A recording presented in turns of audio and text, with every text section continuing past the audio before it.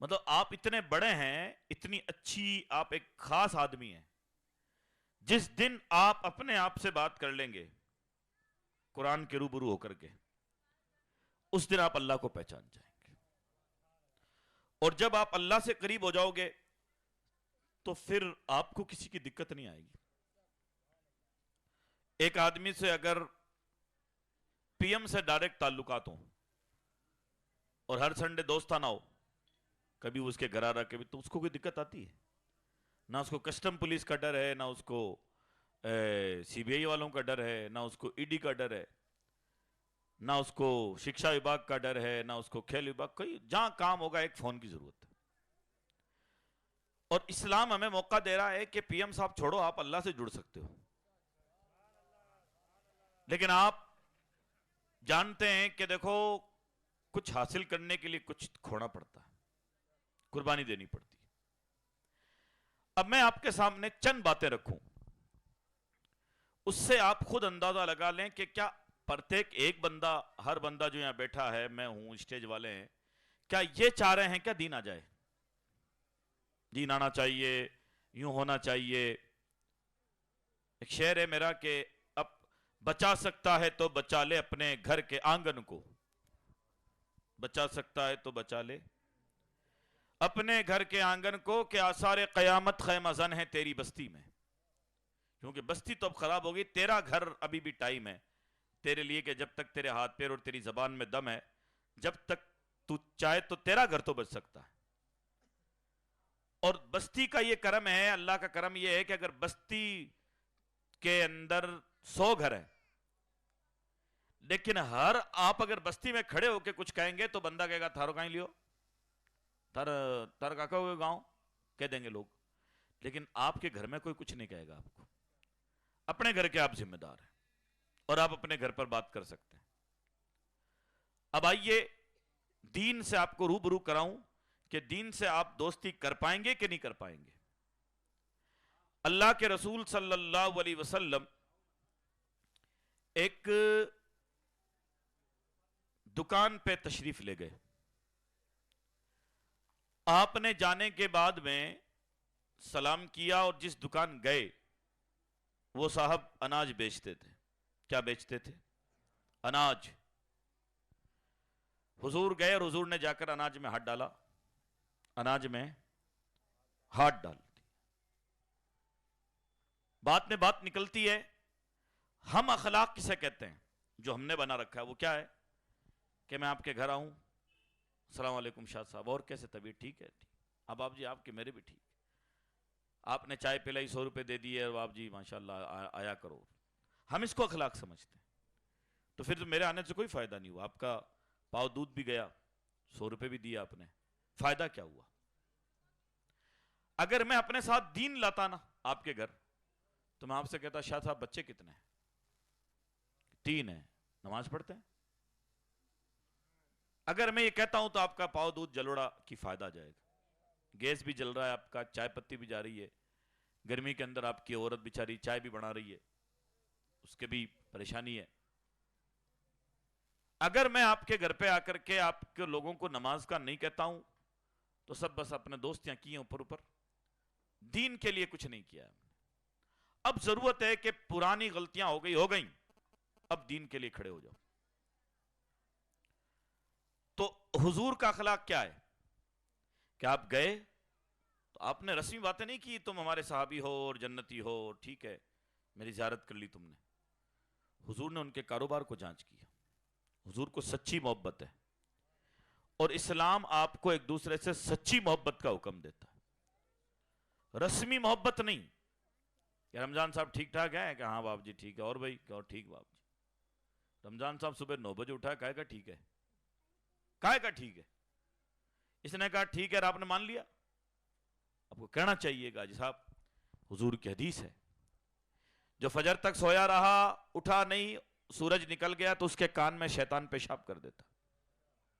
یہ حدیث بیان کرتے ہیں تو آپ اخلاق مند ہیں، پھر تو ان کی پلائی ہوئی چائے ان کے کام آئے گی، اور 100 روپے نذرانہ دیا ہوا بھی کچھ کام آئے گا. حضور نے یہ کیا کہ آپ گئے اور آپ نے ہاتھ ڈال دیا اناج میں. اندر سے اناج گیلا نکلا، ہاتھ آپ کا گیلا ہو گیا. حضور علیہ السلام نے فرمایا بھائی اناج گیلا کیوں ہے؟ میرے ہاتھ گیلے کیسے ہو گئے؟ وہ حضور بارش کی وجہ سے ہو گئے، اوپر تو ہوا چل جاتی ہے، دھوپ آ جاتی ہے تو اوپر کا تو سوکھ گیا، نیچے گیلے ہی رہ گئے. فرمایا سکھا کر کے تولا کرو، سکھا کر کے. فرمایا کہ اگر سکھا کے نہیں تولتے ہو تو گیلی چیز وزن زیادہ پیدا کرتی ہے، گیلی چیز وزن زیادہ پیدا کرتی ہے، اور یہ دھوکہ ہے. یہ کیا ہے؟ دھوکہ ہے. فرمایا من غشا فلیس منا، جو دھوکے سے مال بیچے وہ ہم میں سے نہیں ہے، ہم میں سے نہیں ہے، وہ ہم میں سے نہیں ہے. تو ان صحابی نے پھر عمل کیا کہ بھئی آج کے بعد ایسا نہیں کرنا چاہیے. میں یہ کہتا ہوں جیسا کہ میں نے بات اٹھائی کہ اگر ہم میں کا کوئی زید نام کا آدمی چاہے کہ دین آئے تو پھر اس کو چاہیے کہ کبھی مولانا عبد المجید کو کبھی مولانا اکرم کو بلا کر اپنے اناج چیک کرائے. جب تو مانا جائے گا ہاں آپ واقعی میں دین چاہتے ہو. ہم اور آپ جیسا کہ میں نے کہا چھلنی لے کے بیٹھتے ہیں، چند تقریریں، چند نعتیں، چند جملے پسند کیے ہم نے، تو جو اوپر اوپر آگے دین تو نیچے بہ گیا، اس کے دین باریک تھا، نیچے آگے آپ نے لیا ہی نہیں اس کو، موٹے موٹے اناج کے ٹکڑے لے لیے. تو بھائی بات یہ ہے، ایک تو یہ حدیث، اس حدیث کی روشنی میں میرٹا سٹی میں کتنے دکاندار ہیں جو ہم سے کہتے ہیں کہ مولانا آؤ ہمارا یہ دودھ چیک کرو، ہمارا گوشت چیک کرو، ہماری جناب جو ہے سبزی چیک کرو. نہیں ہے نا. کم سے کم ایک ایمان کا آخری جذبہ، رمق اتنی باقی رہتی ہے کہ بندہ افسوس کرے کہ ہاں یار میرے مال بیچنے میں کمی تو ہے. یہاں تو لوگ غصے ہو جاتے ہیں، جبکہ ابھی ہم نے کسی کا نام نہیں لیا ہے کہ آپ نے کیا ہے. ایک بات کہی ہے کہ اگر آپ ٹھیک ہیں تو آئیں توبہ کرتے ہیں. اس پر ایسا لگ رہا ہے جیسے کوئی دم پر پیر رکھ دیا گیا ہے، جبکہ کہا نہیں گیا کہ آپ نے ایسا کیا ہے کہ نہیں. اسی طرح حضور کے زمانے کا اخلاق کیسا تھا اور ہمارا اخلاق کیسا ہو گیا.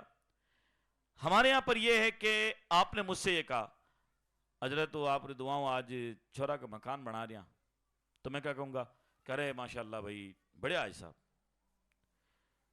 لیکن حضور سے جب کسی نے کہا کہ اللہ کے رسول اپنے بیٹے کو میں نے غلام دیا ہے، کیا دیا ہے؟ حضور نے آتوات پوچھا کتنے لڑکے ہیں تمہارے؟ لڑکے کتنے ہیں؟ کہ 3. فرمایا تینوں کو ایک ایک دو، تینوں کو ایک ایک غلام دو. تو بولے کہ فی الحال ایک ہی دیا ہے. فی الحال نہیں، تینوں کو دو تو مجھے خوشخبری دو کہ میں نے تینوں کو دیا ہے. ایک کو دے کر کے اور ان 2 کے ساتھ ناانصافی کی خبر دے رہے ہو مجھے. مفہوم حدیث. فرمایا کہ مجھے اپنے گناہوں میں شامل مت کرو، مجھے اپنے گناہوں میں شامل مت کرو. یہ اخلاق تھا. آج اگر میں آپ میں سے بات کر دوں، آپ نے مجھ سے کہا کہ حضرت وہ جو ہے چھوڑا کو ماڑیو بنایا ہے، اور میں آپ سے کہوں گا حاجی صاحب شاہ جی بیٹے کتنے ہیں تمہارے؟ کہ 3. اب میں کہوں نہیں تینوں کو ایک ایک بناؤں، تو آپ کہیں گے کہ حاجی صاحب نے کہیں کہ پنچایتی کروا لگے میں تو کیوں کہ ماڑو دیت کے بین بنو اور یان کرو. تو میں وہی کہہ رہا ہوں کہ جس دن ہم چاہیں گے نا کہ دین آئے تو دین آ جائے گا. مسئلہ بھائی یہ کہ اس میں اپنی پورا ہمارا ہندوستانی اس میں گرفتار ہے کہ پیر صاحب آئے، عالم صاحب آئے، قاضی صاحب آئے، حاجی صاحب آئے، ان سے ہم وہیں تک بات مانیں گے جہاں ہمیں خوشگوار لگے ماحول، اور جہاں وہ یہ کہتے ہیں کہ آپ نماز پڑھو، آپ قربانی کرو، پھر بندہ کہے گا یار یہ حضرت اتنے اچھے نہیں جتنے وہ والے اچھے تھے. ایسا ہوتا ہے.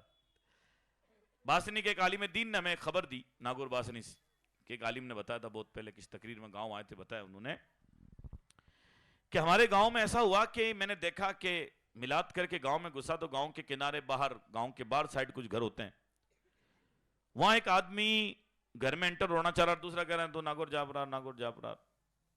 میں نے کہا صاحب مہمان کو اندر ڈالو، باہر کہاں بھیج رہے ہو؟ کہا حضرت صاحب مہمان تو ہے لیکن اس کے پیچھے پولیس لگی ہوئی ہے، میں نہیں چاہتا میرے گھر میں یہ رکے تو پھر میری جانچ آ جائے، یہ فلاں فلاں جرم میں بھاگا ہوا ہے، پولیس ہے اس کے پیچھے، تو پھر اس کی وجہ سے کہیں میرے گھر پولیس نہ آ جائے. تو میں سے کہہ رہا ہوں پیسے لے لے، ناگور میں کسی ہوٹل میں رک جا، میرے یہاں مت رک۔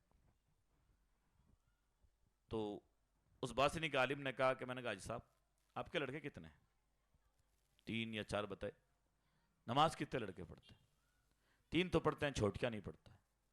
کہ پہلے بھی چھوٹکیا نہ باہر کاٹو، جو دین آتا ہے نا دین ایسی باتیں کرتا ہے، پھر اسی لیے دین کے ساتھ لوگ کم جڑتے ہیں۔ تو کہا کہ بھئی کیوں حضرت؟ کہا یہ گورنمنٹ کا چور ہے، تیرا بیٹا اللہ کا چور ہے۔ پولیس والوں کو تھوڑے پیسے دے دینا، چلے جائیں گے ڈھونڈ ڈھانڈ کے، ہاں نہیں ملا صاحب، 1000-2000 روپے دے دے گا ٹوریے کو تو راضی ہو جائے گا۔ اللہ کی پولیس یعنی فرشتے رشوت نہیں لیتے ہیں۔ تو اگر آپ کو نکالنا ہی ہے تو اپنے بڑے لڑکے جو بالغ ہو گئے ہیں اور نماز نہیں پڑھتے ان کے ساتھ سختی کرو۔ اور یہ بات رسول اللہ کا بھی حکم ہے کہ بچہ 7 سال کا ہو تو نماز کا کہو، یعنی نماز سکھاؤ، کیونکہ کہنے سے تو نماز نہیں آتی۔ آپ کسی بچے سے کہیں نماز پڑھیا کر، تو بچہ کیا پڑھے گا؟ اس بیچارے بچے کو تو آتی نہیں ہے۔ حضور کے کہنے کا مقصد یہ ہے کہ 7 سال میں سکھانا شروع کر دو کہ بیٹا نماز میں 6 فرض ہیں، 6 شرطیں ہیں، 7 فرائض ہیں، یہ چیزیں سکھاؤ بیٹا، 3 آیتیں کم سے کم ہر رکعت میں ضروری ہیں، تو بچہ نماز پڑھے گا۔ اس کو تو آتے ہی نہیں رہا کہ نماز پڑھا کر، تو کرے کیا؟ وہ جا کے ٹھیک ہے اٹھک بیٹھک کرے گا، باتیں کرے گا، ایک دوسرے سے مذاق نماز میں ہنسے گا، اس کو تو نہیں آتی ہے نماز، اس کو کیسے آپ نماز پڑھائیں گے؟ فرمایا کہ 7 سال کا بچے کو کہو، اور 7 سے 8، 8 سے 9، 9 سے 10، 3 سال تک تو پیار سے کہو۔ لیکن 3 سال کے بعد بھی اگر وہ دین کی پابندی نہ کرے، خاص کر روزہ نماز کی، تو اللہ کے رسول نے فرمایا کہ اس کو سزا دے کر کے نماز پڑھو۔ کیا دے کر کے نماز پڑھو؟ سزا۔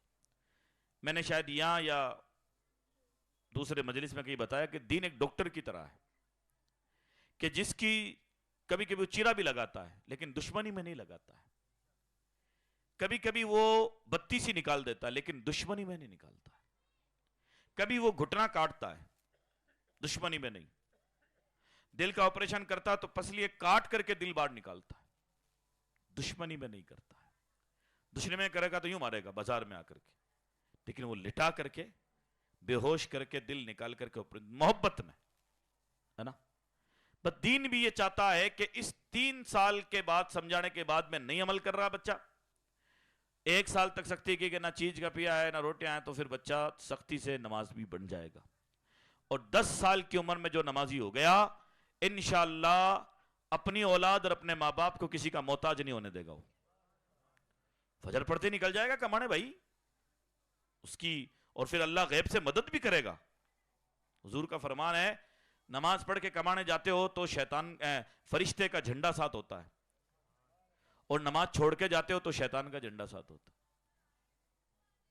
اب جناب اس کے پیچھے لوجک کہ حضور تو اتنے رحمت للعالمین ہیں، وہ تو کہتے ہیں جانور کو گالی مت دو، حضور کا حکم ہے، فرمایا جانوروں کو بھی گالی دے کے مت تاڑو، تو اپنے بیٹے کو مارنے کا کہہ رہے ہیں کہ پٹائی لگا کے نماز پڑھاؤ، تو یہ کون سی بات ہو گئی کہ حضور تو جانور کا حکم کہتے ہیں نہیں، گائے بھینس کو بکری کو پیٹو مت، مرغے کو گالی مت دو، یہ صبح اذان دیتا ہے، حضور کی حدیث ہے، اور اپنے ٹابر کے لیے کہہ رہے ہیں کہ سجا دے کے پڑھاؤ۔ ایسا کیوں؟ ایسا اس لیے کہ اسلام کی تھیوری یہ ہے کہ اسلام آپ کو یوں کہتا ہے کہ آپ یہاں 60-70 سال اینڈ ہو، آپ کو قبر میں نہ جانے کتنے 100 سال تک رہنا ہے۔ تمہارے اور میرے لکڑ دادا، تمہارے اور میرے لکڑ دادا، وہ جب دنیا میں تھے، وہ جب چلے گئے تو اپنے کو پتا نہیں لکڑ دادے کی فاتحہ کب ہے، نہ ان کی قبر پتا ہے نہ ان کی فاتحہ معلوم، کوئی کام رکا ان کے جانے سے، جبکہ ان کی 7 گاؤں میں چلتی تھی لکڑ دادوں کی، لیکن کوئی نہیں جانتا آج ان کو۔ بھائی صاحب ان کو گزرے ہوئے 100 سال کا عرصہ ہو گیا، لکڑ دادوں کو گزرے ہوئے 100 سال کا عرصہ ہو گیا، کب سے قبروں میں لیٹے ہوئے ہیں، اور ابھی قیامت ابھی نہیں آئی ہے، ابھی بہت 100 سال کئی صدیاں باقی ہیں اندازے کے مطابق، سن تو اللہ کو پتا کس سن میں آئے گی، لیکن اندازے کے مطابق کئی صدیاں باقی ہیں، ابھی کئی 1000 سال باقی ہیں، کئی 100 سال باقی ہیں، ہے نا؟ تو اسلام کی تھیوری حاجی صاحب یہ ہے کہ یہ چند سال گزار لو سختی میں، شریعت کی پابندی میں، پھر وہاں آرام ہی آرام ہے۔ آرام ہی آرام ہے. لیکن یہاں اگر آپ کا نہیں میں تو سارے آرام ہی مل جائیں تو پھر آپ کے لیے خطرہ ہے. اور اسلام آپ کا سچا سین ہے. اسلام ایسا ہی ہے جیسے کہ ایک ماسٹر صاحب ہیں, وہ کہتے ہیں کہ امتحان کی تیاری کرو, رات کو 2 بجے تک یاد کرو, صبح 4 بجے واپس اٹھ کر کے یاد کرو, تاکہ آپ کی نوکری پٹنہ میں جا کے لگ جائے. آپ لیبیا میں نوکری کریں, آپ تنزانیہ میں, تاکہ لیکن 14 سال سختی سے جھیلو ہماری. پاوڑے یاد کرو, کمپیوٹر سیکھو. اسلام اس ماسٹر سے بھی زیادہ شفیق اور مہربان ہے. اب رسول اللہ نے جو بات فرمائی کہ پٹائی کر کے نمازی بناؤ, اس کے پیچھے کا لوجک آپ کو سمجھا دوں کہ شاہ صاحب آپ کے گھر میں بچہ بچی سو رہے ہیں, ایک ہی لڑکا ایک ہی لڑکی, آپ نے کہا مولانا ایک بیٹا ایک بیٹی ہے, بڑی دعاؤں سے ہوئے ہیں, انہیں کیسے ماروں میں, ابھی تو 10 سال کی عمر ہے, میں کیسے چپت لگا دوں, میں کیسے جو ہے ہاتھ پہ سجا دوں, ڈنڈے سے کیسے سجا دے کے نماز پڑھاؤں, ہیں میرا تو ایک بیٹا ہے, میرا جگر کا ٹکڑا ہے, کیسے اٹھاؤں؟ وہ نہیں اٹھ رہا ہے تو کیا اس کو میں گھسیٹ کے لے جاؤں؟ یہ سوال ہے. اس سوال کا جواب یہ ہے کہ اگر آپ کا بیٹا جس کی آپ حمایت میں کھڑے ہیں اگر وہ سو رہا ہے اور اللہ نہیں کرے بھوکمپ آ جائے تو پھر آپ اس کو پپوڑ کے اٹھاتے ہیں کہ گھسیٹ کے باہر لے جاتے ہیں؟ زور سے بولو. گھسیٹ کے. اب میں نے کہا پپوڑو اٹھ جا رہے تو اتنے میں تو دیوار گر جائے گی, پھر کس کو, پھر تو جنازہ اٹھے گا, پھر پپوڑا تو نہیں اٹھے گا. کسی کا بیٹا پپو تو برا مت ماننا, کہاوت ہے, پپو گڈو یہی کہتے ہیں ہم ٹاوروں کو. تو اب جناب یہ ہے کہ اسلام یہ کہتا ہے جب تم اس کا جسم بچانے کے لیے گھسیٹ کے لے جا رہے ہو کہ ارے آگ لگ رہی ہے, ارے عمارت گر جائے گی, ارے سانپ آ گیا چل, تو جہنم کی آگ کے لیے نہیں گھسیٹو گے اس کو کہ بیٹا آگ جل جائے گا چل, قبر میں تیرے پریشانی آئے گی چل, اور دنیا کے اندر بھی رزق میں پریشان رہے گا. قرآن کریم کے ایک آیت ہے وَمَنْ أَعْرَضَ عَنْ ذِكْرِي, جو اللہ کے ذکر یعنی نماز سے منہ موڑ لے, فَإِنَّ لَهُ مَعِيشَةً ضَنْكَ, اللہ فرماتا اس کی روزی تنگ کر دی جاتی ہے. اس کی روزی, یار دشمن بھی نہیں چاہتا ہے, مثال کے طور پر آپ کا کوئی دشمن ہے, بنتے نہیں آپ کے, آپ کتنا غصہ ہیں لیکن آپ اتنے خراب نہیں ہوں گے کہ کہیں کہ اس کے بیٹے کی نوکری چلی جائے. یہ آپ نہیں سوچا, چھوڑو یار مسلمان بھائیرو بچوں ہے, کمار کھاری چوکی بات ہے, پھوٹ رہی بات ہے.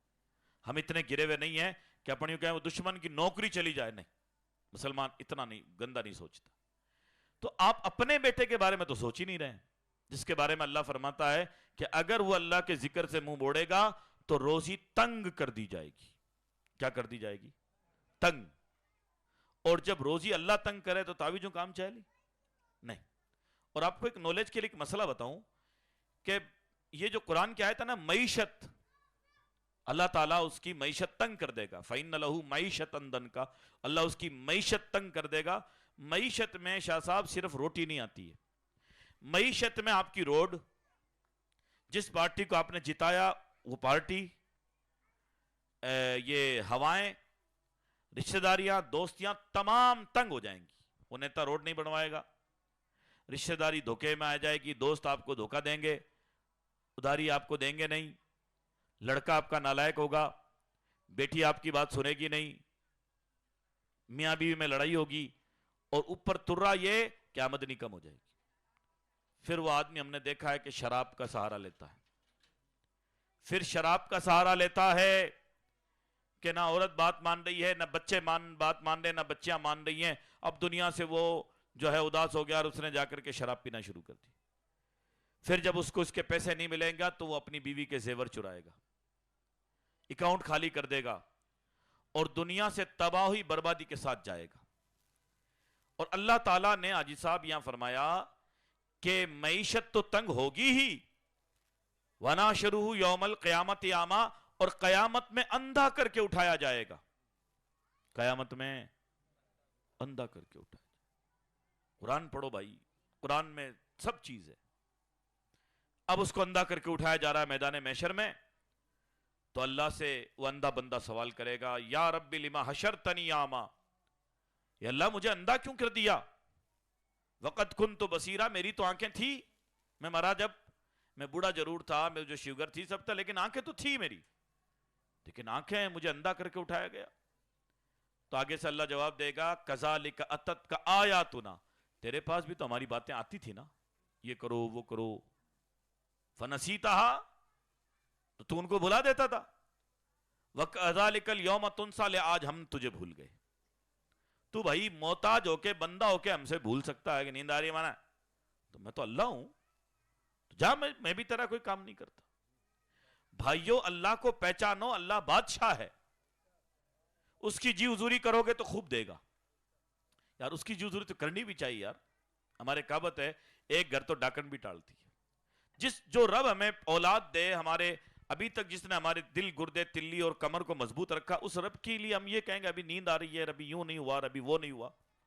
اور جس دن اللہ نے نگاہیں پھیر لی تو پھر تو بات نہیں بنے گی. ٹھیک ہے لوگ دلاسا دیں گے ہاں صاحب ٹھیک ہو جاؤ گے انشاءاللہ، ہاں وہ فلاں ہو جائے گا. میں ایک دو مول صاحب کو جانتا ہوں. اور کیا جانتے ہیں آپ؟ اس کا رب اس سے ناراض ہے، آپ کہہ رہے ہیں مول صاحب کو جانتا ہوں. اللہ ناراض ہے، آپ کہہ رہے ہیں میں تجھے کھاٹو لے کے جاؤں گا. کیا کریں کھاٹو لے جا کر کے؟ اس کے رب کو منوائیے. وہ اگر مان جائے گا، بھلے کھاٹو نہیں، اگر یہ مدینہ بھی نہ جائے تو حضور علیہ السلام اس کے لیے دعا کر دیں گے. اور اس کی مثال ہے ہوئے سے کرنی، ہوئے سے قرنی. مدینہ نہیں گئے، حضور کو دیکھا نہیں، حضور کے زمانے میں تھے وہ، لیکن گھر پہ ہی دین پر عمل کرتے تھے، ماں کی خدمت کرتے تھے. رسول اللہ نے اپنی مجلس میں فرمایا کہ میری امت میں ایک طبقہ ایسا ہے، بال الجھے ہوئے، داڑھی کے بال بھی الجھے ہوئے، کپڑے کوئی زیادہ ٹھیک ٹھاک نہیں، رشتہ داری کرتے ہیں تو لوگ رشتہ لیتے نہیں، گزرتے ہیں تو کسی کو تکلیف نہیں، کہیں جاتے ہیں تو لوگوں کو کوئی ان کے آنے سے مزہ نہیں آتا،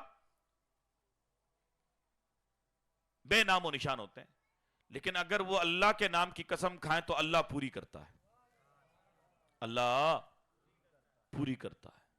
صحابہ نے کہا رسول اللہ کیا ہم بھی ایسے لوگوں کو دیکھ پائیں گے؟ فرمایا ہاں. یا رسول اللہ کون ہے ایسے لوگ؟ کون ہیں؟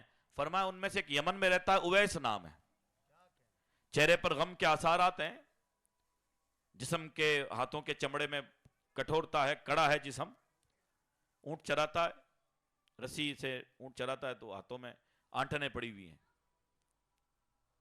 غم کے آثارات ہیں، دنیا میں بے نام و نشان، عرش والوں میں بڑا مشہور ہے، عرش والوں میں بڑا مشہور ہے. تو بھائیو عرض کرنے کی منشا یہ ہے کہ دین سے روبرو ہو جاؤ، دین سے ہاتھ ملا لو. تھوڑا سا آپ کو لگے گا یار فجر میں اٹھنا پڑی، مئی میں بھی روزہ رکھنا پڑی، تھوڑا سا دقت تو لگے گی، کیونکہ یہ دنیا ہے، یہ جنت نہیں ہے. ایک چھوٹی سی بات اور کہہ کے اپنی بات سمیٹ لوں کہ اپن لوگ پریشان ہو جاتے ہیں دماغی طور پر. حاجی صاحب شریر تو کوئی ٹینشن ہوتی ہے تو کیا کوئی ہاتھ ٹوٹتا ہے؟ ٹینشن میں نہیں. ٹینشن ہوتی ہے، غم ہوتا ہے تو کیا گوڑا دکھتا ہے؟ نہیں. مور دکھتی ہے؟ نہیں. اندر سے بندہ پریشان ہوتا ہے نا. اندر ٹھیک ہو جائے گا تو سارا مسئلہ حل ہے. حاجی صاحب یہ ہمیں آپ کو، ہمارے علماء کو، مجھے، آپ کو، سب کو، ہماری ماں بہنوں، بیٹیوں کو، بچیوں کو یہ مان لینا چاہیے کہ جیتے جی میرے پریشانی چلے گی، میرا یارانہ ہے پریشانیوں سے، وہ بندہ بڑا خوش رہے گا. کیوں کہ بھائی آپ لوگ اس طرح کے تعویذ مانگتے ہو، ایسی باتیں کر دو، مول صاحب یان کو کر دو، اگر نہ کو نہیں گندک انشاءاللہ تھا 5,000 رسید کٹاؤ. لوگ ہم سے کہتے ہیں کہ مول صاحب یان کو کر دو، بالکل سیٹم سیٹ. تو اس کے لیے جواب یہ ہے کہ بھائی سیٹم سیٹ جب تک مرو گے نہیں، جب تک کی نہیں ہے. دنیا میں خاص کر مسلمان پریشان رہے گا. اللہ کا فرمان ہے لقد خلقنا الانسان فی کبد، ہم نے انسان کو پریشانی میں پیدا کیا ہے. اللہ نے تو آپ کو پیدا ہی پریشانی کے اندر رکھا ہے. اور آخری بات بڑی ڈینجر ہے اگر اس پر غور کر لیا جائے. اللہ فرماتا ہے انک کادح فملاقیہ، سب سے بڑی پریشانی اس دن ہے جس دن تو اپنے رب سے ملاقات کرے گا. جب اپنے سامنے کھڑے کر کے تجھ سے چند سوالات وہ کرے گا، ان میں حضور فرماتے ہیں کہ لن تزولا اقدام ابن آدم، جب تک بندہ یہ چند سوالوں کے جواب نہ دے اللہ کے سامنے سے ہٹ نہیں پائے گا. نمبر 1 ان عمری ہی، کن کاموں میں عمر گزاری تھی؟ ان شبابی ہی، جوانی کن کاموں میں گزاری؟ ان مالی ہی، مال کے بارے میں 2 سوال ہوں گے، کیسے کمایا، کیسے خرچ کیا. वान इल्म ही, जानकारी पर कितना अमल किया। यहां अगर किसी आदमी को बता दिया जाए कि साहब ये कोणी सूगी जाना मन ध्यान है, तो फिर अमल क्यों नहीं किया? ध्यान है तो ऐसा वो टकनो सू गयो मन मत बतो मन ध्यान है। वो मैंने शायद तो कभी आपको बताया था, किसी पास के किसी गांव के कोई मास्टर साहब आए असर के टाइम बड़ी मस्जिद में, और हमारे डांगास का भी एक छिपा भाई वो भी वहीं पढ़ता था नमाज। तो उस साहब ने जब नमाज पढ़नी शुरू की चौक में, तो उसने मौलाना साहब क्या ये 5-6 शलवार के मोड़े, पाजामे मोड़े, क्योंकि गलतफहमी फैली आवाम में कि टकना दिखना चाहिए, टकना दिखना चाहिए, नॉर्मली हालत में मोड़ना ना पड़े कपड़े को, यह है हुक्म। वो बंदा मोड़ने लग गया कि टकना दिखना चाहिए, जबकि मोड़ने से नमाज मकरू हो जाती।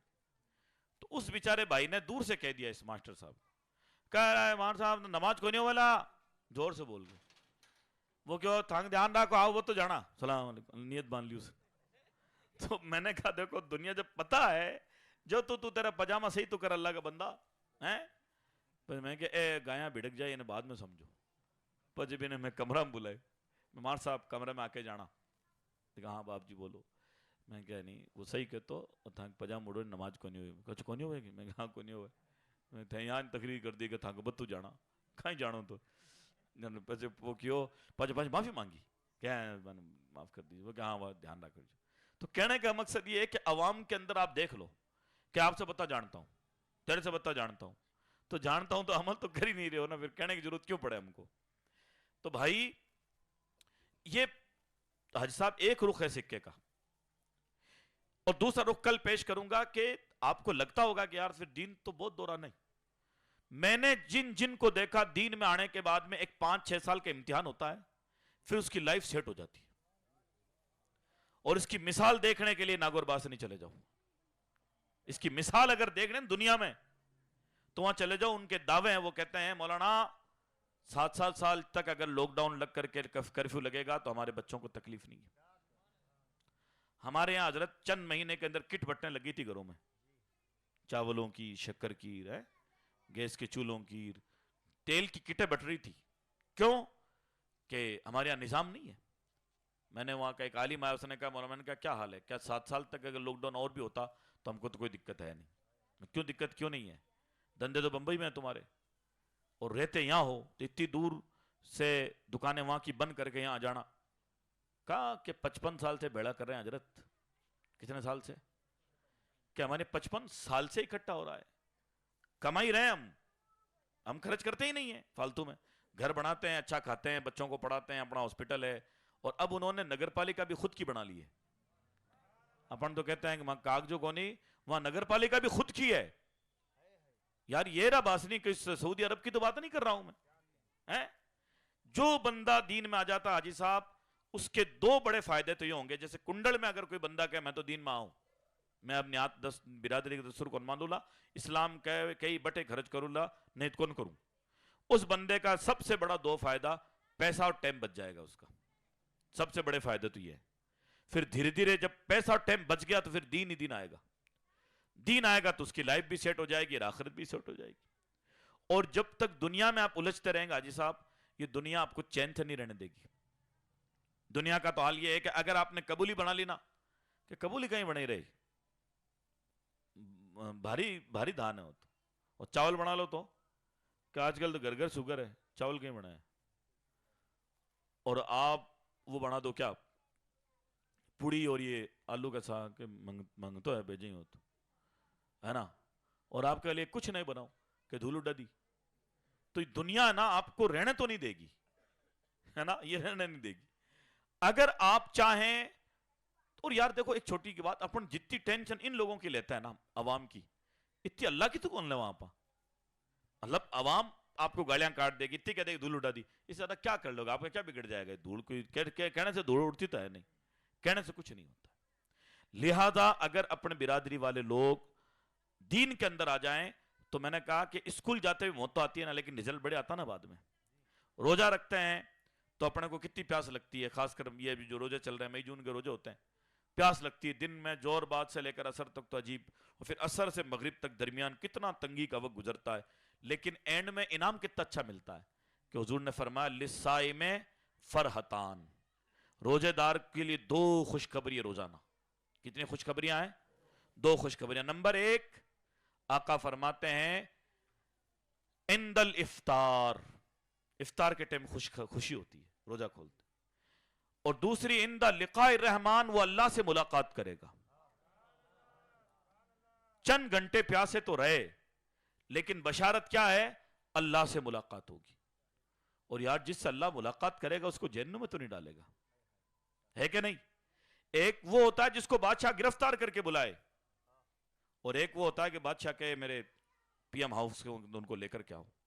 اس کی کتنی عزت ہوتی. وہی حال نماز کا بھی ہے. قرآن کریم کے اندر پہلے پارے میں اللہ نے نماز کے بارے میں فرمایا وَإِنَّهَا لَكَبِيرَةٌ إِلَّا عَلَى الْخَاشِعِينَ. نماز دوری تو ہے لیکن اس کے لیے جو اللہ سے ڈرتا نہیں ہے. اور جو پڑھتے ہیں يَظُنُّونَ مُلَاقُو عِنْدَ رَبِّهِمْ، انہیں یقین ہے کہ میں اللہ سے ملاقات کروں گا. نمازی آدمی نماز جب پابندی کر سکتا ہے جب اسے اللہ سے ملنے کا یقین ہو.